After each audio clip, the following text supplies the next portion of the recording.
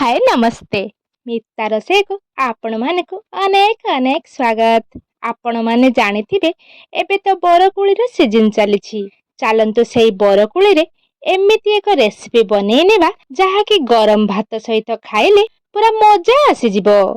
चलंतु dairy न करी आरंभ करिबा आजिर रेसिपी। रेसिपी पाई मु एठी किछि सजना छुई, तीनटी बड़ साइज रो टमाटो, गोटे बाइगण, बड़ साइज रो आलू से सब को एमिति पीस पीस करी काटी नेछि। एबे चलंतु चुली रे करेई बसै नेबा आउ किछि पानी दे देबा। ता ऊपर स्वाद अनुसार लूण आउ किछि हळदी गुंड पकेई नेबा। पानी गुडिक एमिति फुटी आसिले काटी रखिथिबा परिबा गुडिक पकेई नेबा आउ भल्ल भाबे गोलाई कभर करी किछि समय सिझिबाक छाडी देबा।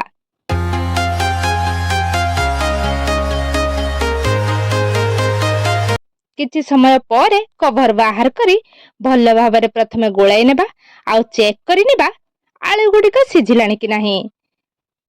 गोटे पीस आलू को बाहर करी आनिबा आउ चेक करी नेबा। आपण देखि पारुथिबे आलू गुडिक बहुत सुंदर भाबरे सिझि आसिलानी। एबे सब परिबा गुडिक गोटे पात्र को बाहर करी नेबा आउ सेई करेई रे किछि सोरिष तेल पकेई नेबा। तेल भल भाबे गरम होई आसिला परे बड़ी पकेई भल भाबरे भाजी नेबा।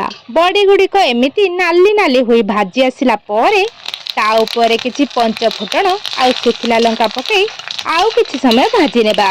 फुटण गुडिक भल भाबे फुटी गला परे सिझाई रखिथिबा परिबा गुडिक ता ऊपर ढाଳି नेबा आउ भल भाबरे गोळाई नेबा। एठी बरकुली ता ऊपर पकेई भल भाबरे गोळाई नेबा आउ किछि समय तरकारीटी फुटेई नेबा। किछि समय होई आसिलानी। एबे देखंतु हमर रेडी होई गला बरकुली तरकारी। एही प्रोसेस रे बरकुली तरकारी घरे निहाती ट्राई करंतु आउ केमिति लागिला हमकु जणेबा को जमा भी भूलिबेनी। रेसिपीटी आपनकु पसंद आसिले प्लीज मो चैनल को लाइक शेयर एंड सब्सक्राइब कर देबे। पुणी देखाबो एक नुआ रेसिपी सहित। से पर्यंत रहिली नमस्कार।